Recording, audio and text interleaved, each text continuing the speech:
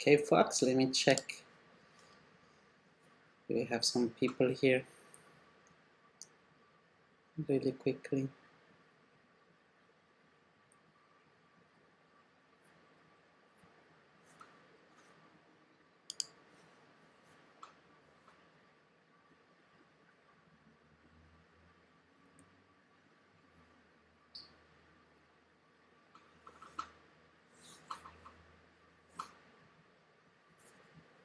Sound check, sound check. If anyone can hear me, just comment, make a comment about about it. Let me check if any of you are here now.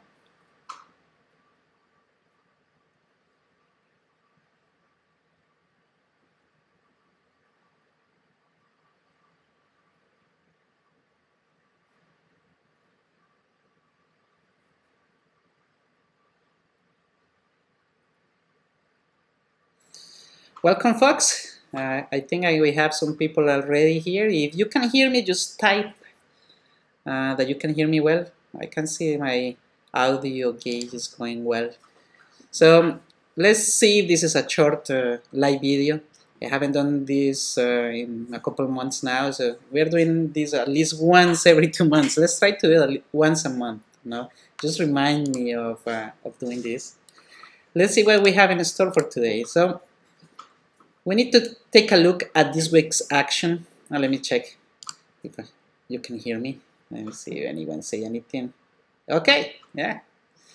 So the most important thing that has happened this week is that SPX has flipped short gamma again.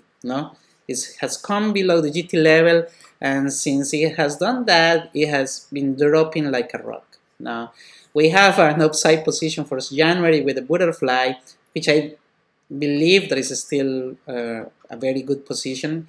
However, it is taking a lot of hit today. Luckily, we have a hedge for it, but I mean, the main theme of this week is short gamma below the GT level and very high intraday realized variance. That's incredibly high, and it's something that we need to pay attention to. Until I see it below 12%, I don't think upside has any chance at all in this regime. So something to watch for, folks. Realized variance is a very effective near-term statistical quantity. It's telling us a lot about what is happening today. And speaking of realized variance, let's look at it. I have a new variance center because the old server has been hammered so much, so I have to create a new one. Right now, this one only has one component, which is the one we are interested. Right now, it's 15.77%. It's incredibly high.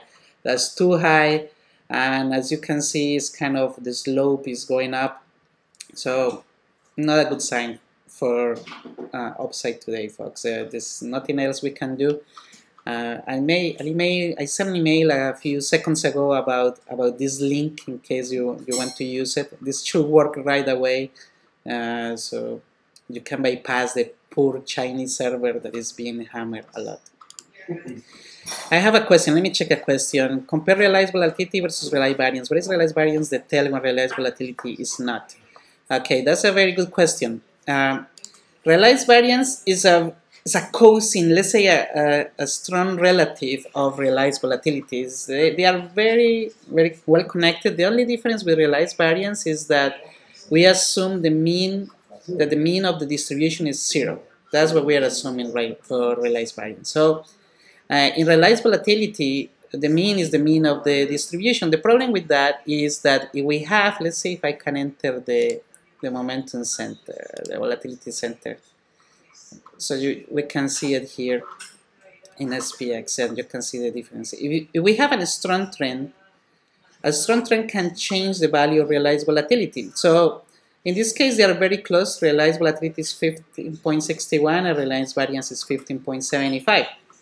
But when the trend is incredibly strong, realized volatility can come really low because then it is not taking into account the trend. It's taking the trend away, while realized variance is taking into account the trend. So that's why I prefer realized variance over realized volatility. I want to see the moves over a 0 mean. That's what I'm trying to do. No, I hope that answers the question. Let's see. Then I have another question. When using Geo for doing spreads, what would you consider a good risk-reward ratio? Well, okay, I'll come back to these questions at the end so we can evacuate the few things I have ready for you. So yes, it's a good question, and I'm going to come back to this later on. And let's look at the current positions, folks. So that's one of the things. We have the vertical put spread hedge, and we have the January fly, and I have a potential volatility short in the horizon. But let's look at the positions here. So as you can see, the protected put is doing really well. It's almost covering the full fly. 10 more cents and it will cover the full fly for me. For some of you, it will be already covered because I know some of you enter really cheap this position. So I'm happy with the protected put spread, and I plan to close it today. If I can get squeezed 10 more cents out of this of 1.2, I'll do it. No, the fly. Well, of course, the fly is underperforming. That's expected. No, the market is coming down a lot, so the fly is underperforming. But with the hedge, I think I will be able to get a cost basis of 0 on the fly, so we can keep it on until January. So that's my whole strategy, is that like to reduce the cost basis to 0. So it is free. Quote, no, I don't like to use that it's free. I mean, we sacrifice profits on the hedge, but that was the whole idea of having the hedge. So we'll see. And if you notice, I still have an all long-term fly. I am tracking it. It is officially closed, but I kept one contract alive just in case. But so that one is not doing well, but that's an officially closed position. I should put something there to signal that it's closed, and I am only tracking it for my own purposes because I have one lonely contract grinding that. What is the potential VIX or VXX short? The thing is, implied volatility is through the roof right now. Let me quickly compute this thing, and if you notice at the term structure right here on the area, on the right hand side area, notice that it's completely end of the world now, heavily inverted, incredibly inverted for today and for this week, and ultra flat. This configuration I love to short. The problem is, when is the right moment to short volatility? And I think the right moment will be once we finally have realized variance below 12%. Right now it's still 15. So let's keep an eye on it. Let's see if tomorrow we get 12% on it. The way the market is going, it doesn't look good, folks. So we better bounce tomorrow, or we are in for a massive downside into the Friday and Monday. Let's see what else we have. Oh, let me check some more questions. No more questions yet. Let's talk about the naive strategy and the NDLA. Well, so the NDLA is working okay, I guess. Is doing its job. We have a few false positives with this downside action, but it's been working okay. The problem is that the vertical, the call spread has been too expensive. No, that's the problem. So let's take a look at here at the NDLA quickly. You can see it at the bottom of the window. So we have still a negative signal for next week. That's the first line. So no signals. 3 days on a row without signals, and we have a couple of like 3 false positives in a row.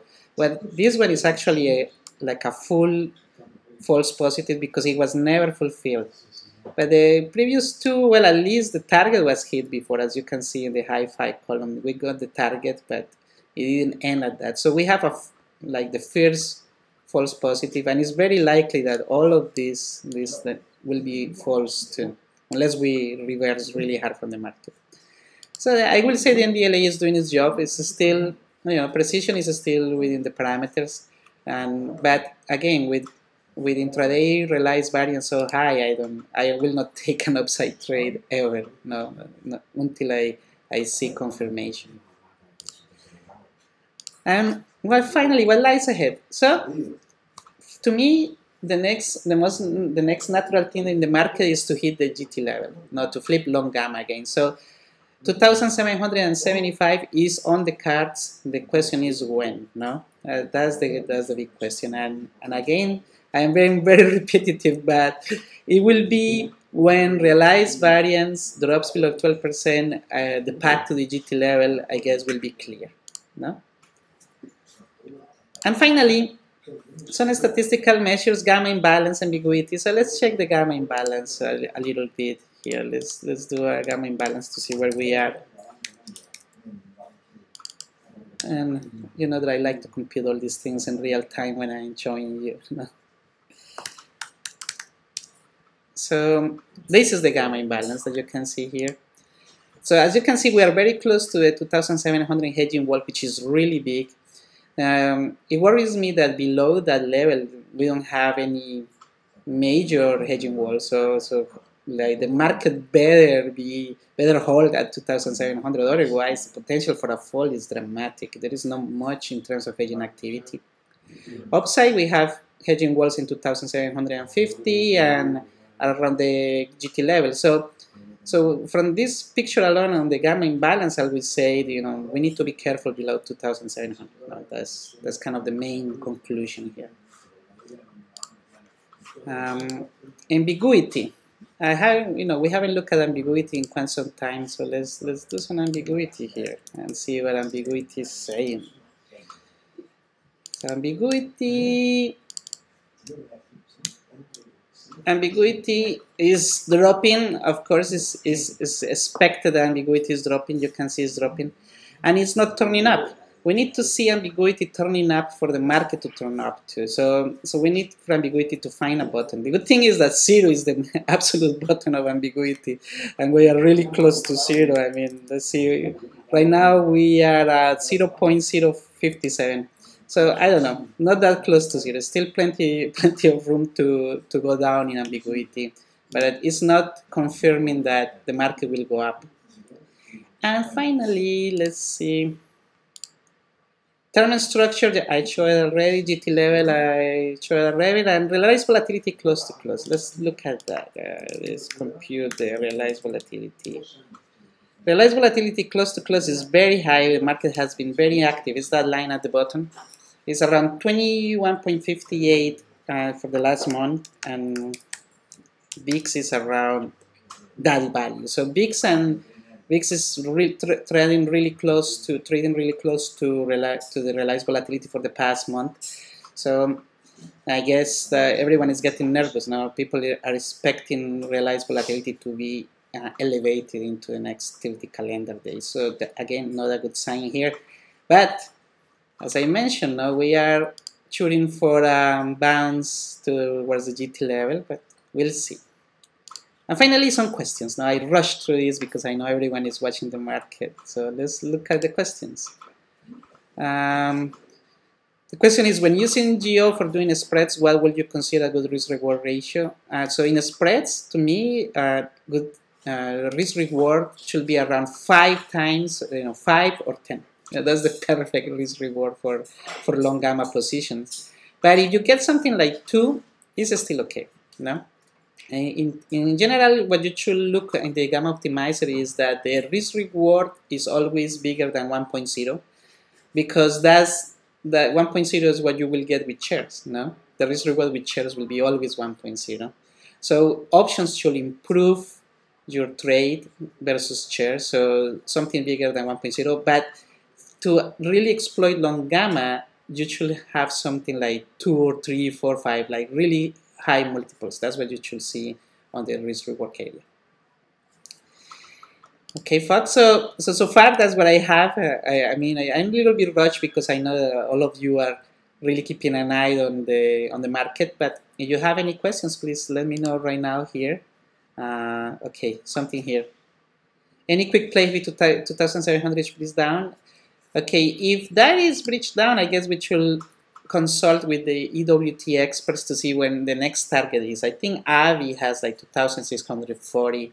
So from 2,700 to 2,640 or to 2,620, the distance is not that much. No, it's not a lot of distance, and when the implied volatility is so expensive, downside play is not Yeah, I don't think that we have an edge in downside right now towards those targets, unless you are thinking like a massive crash. Like if you are thinking about 5% down, if people are actually starting to think about 5% down from here, then that's a good play, and it should be done with a put spread around that area. But I won't be playing downside. I'm more interested in playing upside with either short volatility and with the fly we have on. Any other questions, folks? Oh, what is the GT level? How is the GT level calculated, and what does this stands for? Okay, the GT level is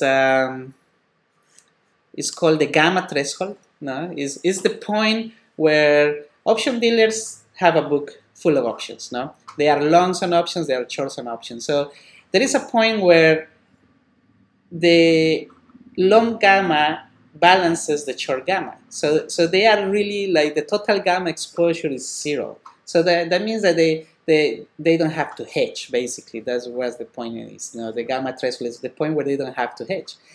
Being above the GT level means that they are becoming long gamma the market. So their book is long gamma. So they hedge against the market. In a long gamma regime, if the market goes up, option dealers have to sell. So in long gamma it's really good because hedging activity opposes the market. So if the market tries to move up really fast, they sell, so it slows down the upside. And vice versa, if the market falls in long gamma, they have to buy, so it kind of breaks the fall. But in short gamma it's the opposite. Right now we are below the GT level, so that means that we are short gamma. And in short gamma, option dealers are actually hedging with the market. So if the market falls, they sell. So it accelerates the fall. And if the market moves up, they buy. So they accelerate the move up. So that's what we are seeing right now. We are seeing accelerating moves up and down, like massive, like violent reversals. But those are just hedging activity. You know, market reverses and they hedge, but then comes down. You know, the main direction is still down. Hopefully that answers where the GT level is. How is computed? Okay, it is computed is basically I take all of the options from SPX and compute delta and gamma values, and then I try to compute different values for different levels of XPX, and using like a common root finding algorithm, I find the root where the equation is 0. No, so it's kind of like a numerical analysis type of thing. I can compute it like I have a function that does it and can show the GT level real time. And you can tell it takes a long time because it's querying about 8,000 options, computing implied volatility for all of them, gamma deltas, and iterated a lot of different values on SPX until it finds the equilibrium point. So it's right here. So right now the GT level has come down to around 2,772. If you round, no. But it's not an easy computation. No? The gist of this is that it's not an easy computation. Let's see. Any other questions, folks? No, that's okay. Again, another question. Assuming we turn for a Christmas rally after hitting, you will still like the election fly? Chica will love that. Yes, I will love that. That fly is fantastic. I mean, I plan to add to it eventually. If the market keeps falling and if we have a setup where we can really be sure of upside, I will enter the fly. You can expect the fly to be around 10 to 20 cents, around 2,000. Oh well, let's see how much. I can show you exactly how much is that fly. Let me simulate that fly around 2,640 in the next couple of sessions, and I tell you the price. Cost equals 0. And let's say in the next 5 days. So the flight should be around 16 cents, 12 cents, 16. No, that's the value of the flight. It will be like a bargain to enter at that point. So what I plan to do is I plan to set the cost basis to 0 with the hedge. Once the hedge, if this hedge moves to 135, I'll close it and set the cost basis to 0, and then I enter at 15 cents or whatever. I'll open a new one. So that's the whole plan. Okay, folks, and I think that's all the time I have. So just last comment. Realized variance is going to 16.14. Terrible. This is not good, folks. Look at this. If you look at the slope towards the end, I don't have a pointer device in this particular presentation. but realized variance is increasing, and that's terrible. That's not good. It's not good. We could have a major fall before the close. Anyway, so I wish you good luck, folks, and that's the game plan, and you can ask me questions in the room. And again, thank you for joining this short presentation. Take care.